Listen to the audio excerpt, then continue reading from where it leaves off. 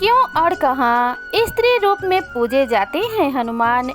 एक मंदिर ऐसा भी जहाँ भगवान हनुमान को पुरुष नहीं बल्कि स्त्री रूप में पूजा जाता है। क्यों सुनकर हैरान रह गए ना, मगर यह सच है। आखिर वो कौन सा मंदिर है जहाँ हनुमान जी की स्त्री रूप में पूजा की जाती है और इसके पीछे का रहस्य क्या है। भारत पौराणिक कथाओं से ओत-प्रोत देश है। यहाँ कई ऐसे स्थान हैं जिनका पौराणिक संदर्भ मौजूद है। राम कथा एकमात्र ऐसा महाग्रंथ है जिसकी उपस्थिति भारत ही नहीं विदेशों तक भी मानी जाती है। राम कथा में हनुमान जी एक ऐसे पात्र हैं जिन्हें अजर अमर माना जाता है।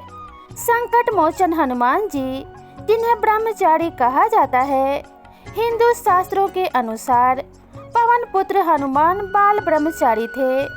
उन्होंने जीवन भर ब्रह्मचर्य धर्म का पालन किया और प्रभु श्री राम की सेवा की।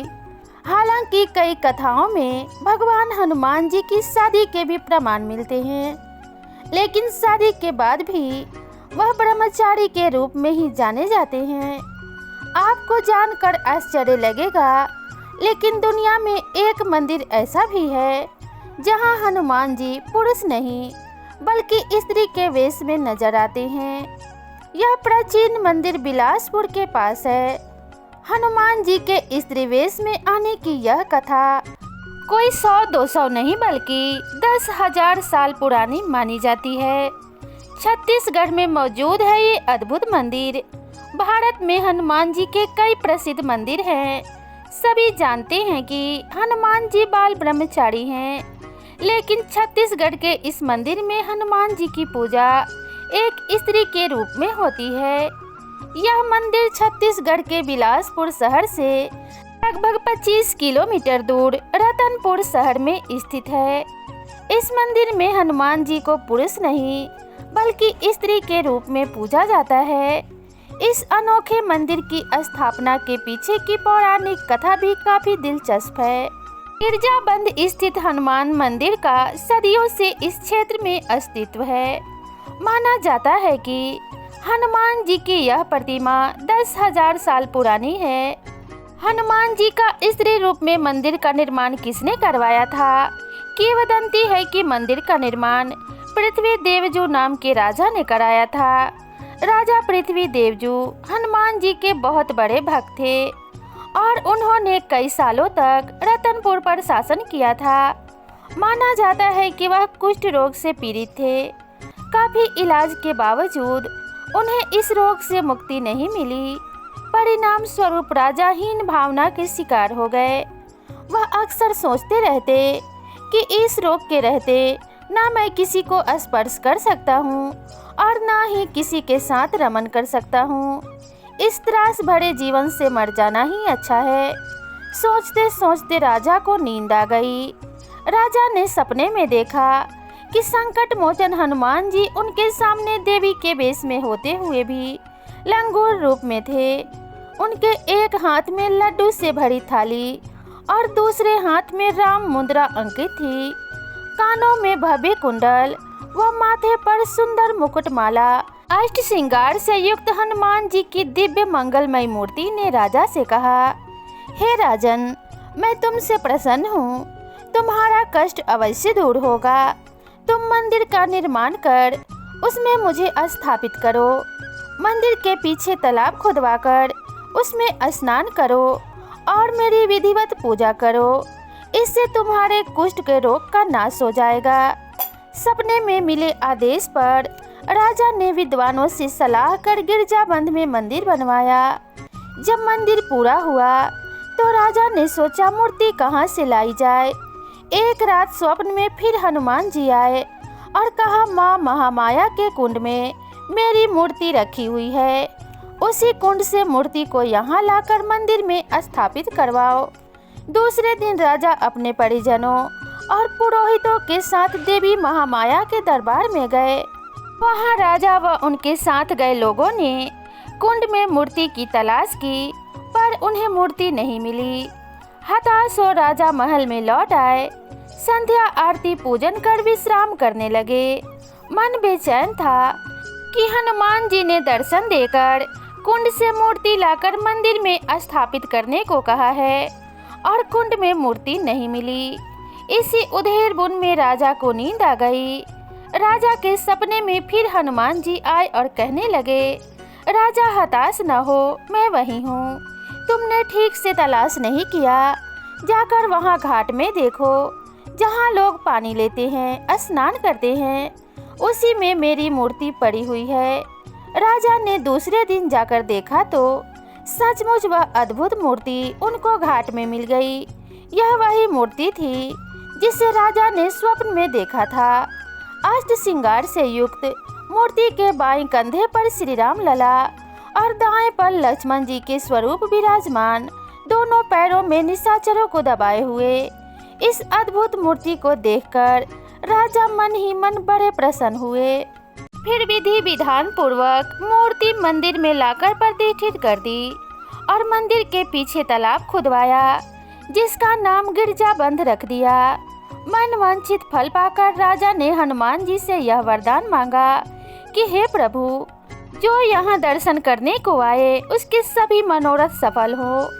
इस तरह राजा पृथ्वी देवजू द्वारा बनवाया गया यह मंदिर भक्तों के कष्ट निवारण का केंद्र हो गया। आज भी यहाँ कुष्ठ रोग से पीड़ित लोग आते हैं और कुंड में डुबकी लगाते हैं। कहा जाता है दक्षिण मुखी हनुमान जी की मूर्ति में पाताल लोक का चित्रण है। रावण के पुत्र अहिरावण का संहार करते हुए उनके बाएं पैर के नीचे अहिरावण और दाएं पैर के नीचे कसाई दबा है। हनुमान जी के कंधों पर भगवान राम और लक्ष्मण को बैठाया गया है। एक हाथ में माला और दूसरे हाथ में लड्डू से भरी थाली है। पौराणिक कथा, यह प्रसंग लंका कांड का है। हनुमान जी ने पंचमुखी अवतार लेकर श्री राम और लक्ष्मण को अहिरावण से मुक्त कराया था। इस संबंध में प्रचलित कथा के अनुसार त्रेता युग में श्री राम और रावण के बीच युद्ध हो रहा था। श्री राम के बाणों से रावण की सेना खत्म हो रही थी। श्री राम को रोकने के लिए रावण ने अपने मायावी भाई अहिरावण को बुलाया।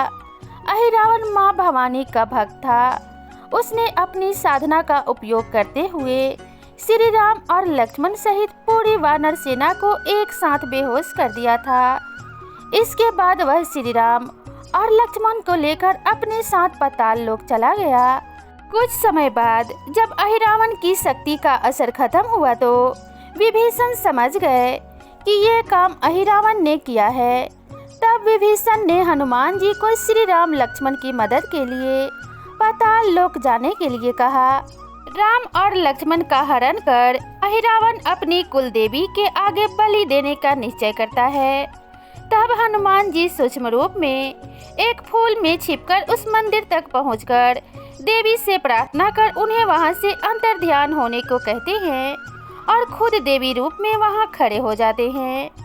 हनुमान जी के इसी देवी रूप को पूजा जाता है। विभीषण ने हनुमान जी को बताया था कि अहिरावण ने माँ भवानी को प्रसन्न करने के लिए 5 दिशाओं में दीपक जला रखे हैं। जब तक ये 5 दीपक जलते रहेंगे तब तक अहिरावण को पराजित करना संभव नहीं है। ये 5 दीपक एक साथ बुझाने पर ही अहिरावण की शक्तियाँ खत्म हो सकती है। वहाँ उन्होंने देखा कि अहिरावण ने जगह जगह 5 दीपक जला रखे हैं। हनुमान जी ने 5 दीपक एक साथ बुझाने के लिए पंचमुखी रूप धारण किया और 5 दीपक एक साथ बुझा दिए। इसके बाद अहिरावण की मायावी शक्तियाँ खत्म हो गई थी। हनुमान जी और अहिरावण का युद्ध हुआ जिसमें हनुमान जी ने उसका वध कर दिया। अहिरावण का वध करने के बाद हनुमान जी ने श्री राम और लक्ष्मण को मुक्त कराया और उन्हें लेकर लंका के युद्ध के मैदान में फिर से पहुंच गए। इस कथा की वजह से हनुमान जी के पंचमुखी स्वरूप में भी पूजा की जाती है। हनुमान जी के पंचमुखी स्वरूप में उत्तर दिशा में वराह मुख, दक्षिण में नरसिंह मुख, पश्चिम में गरुड़ मुख, आकाश की तरफ हयग्रीव मुख और पूर्व दिशा में हनुमान मुख है। जो भक्त हनुमान जी के पंचमुखी स्वरूप की पूजा करते हैं उन्हें भय और बाधाओं से मुक्ति मिलती है, आत्मविश्वास बढ़ता है और मानसिक तनाव दूर होता है। हनुमान जयंती पर इस स्वरूप की तस्वीर या प्रतिमा के सामने बैठकर दीपक जलाएं और हनुमान चालीसा का पाठ करें। ऐसा करने से प्रभु हनुमान जी प्रसन्न होते हैं और भक्तों के सभी कष्टों का निवारण कर उन्हें अभय प्रदान करते हैं। हनुमान जी की कृपा आप सभी पर बनी रहे। तो प्रेम से बोलिए जय श्री राम, जय जय हनुमान। तो दोस्तों, आप सभी को ये कथा कैसी लगी कृपया कमेंट करके ज़रूर बताएं। वीडियो पसंद आई हो तो एक लाइक ज़रूर करें और ऐसी ही और भी बहुत सारी कहानियों एवं कथाओं के लिए मेरे चैनल को ज़रूर सब्सक्राइब करें। तो मिलते हैं इसी तरह की नई कथा और कहानी के साथ। तब तक वीडियो को शेयर करना ना भूलें और अपना और अपने सभी फैमिली का ध्यान रखें। तो मिलते हैं नेक्स्ट वीडियो में, तब तक के लिए नमस्कार।